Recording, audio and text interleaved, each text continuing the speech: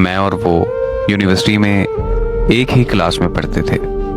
सब ये समझते थे कि हम दोनों रिलेशनशिप में हैं, जबकि ऐसा नहीं था। हम बस एक अच्छे दोस्त थे और यूनिवर्सिटी के 4 साल कैसे गुजर गए पता ही नहीं चला। यूनिवर्सिटी के बाद हमारी फोन पर बात होती रहती थी। वो लड़की इतनी अच्छी थी कि मुझे उससे मोहब्बत हो गई। तो मैंने एक दिन उससे पूछ लिया कि क्या वो मुझसे शादी करेगी। पहले तो वो चुप रही, फिर कुछ देर बाद वो कहने लगी कि मैं बहुत छोटी थी जब मेरे माँ बाप इस दुनिया से चले गए थे।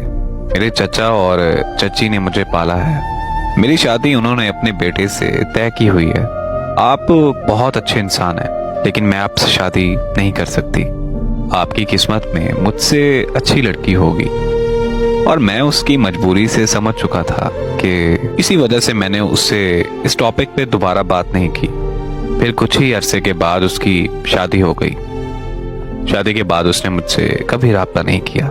कुछ महीनों बाद मैं भी उसे भूल गया और एमएस करने के लिए अमेरिका चला गया।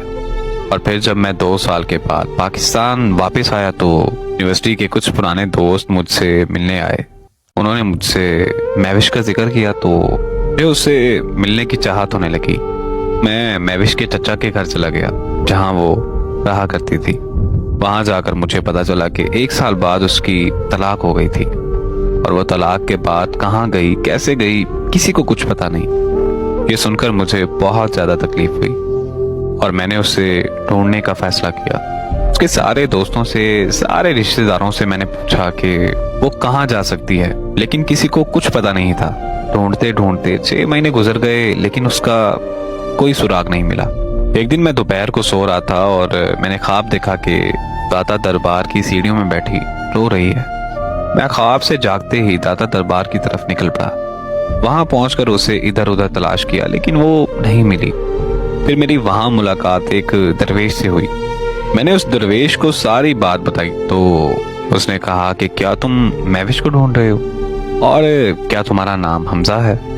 मैं उस दरवेश की बात सुनकर बहुत ज्यादा हैरान हो गया, क्योंकि मैंने उसे अपना और महविश का नाम नहीं बताया था।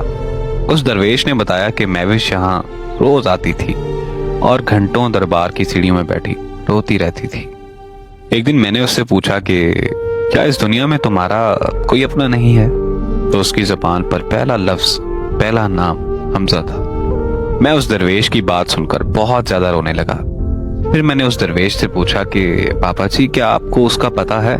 तो बाबा जी ने कहा कि हाँ मुझे पता है, चलो तुम्हें ले चलो। बाबा जी मुझे कब्रिस्तान, एक कब्र पर ले गए और उस कब्र पर महविश का नाम देखकर मेरी रूह कांप गई। महविश का ऐसे दुनिया से चले जाना मेरी दुनिया का सबसे बड़ा रोग है।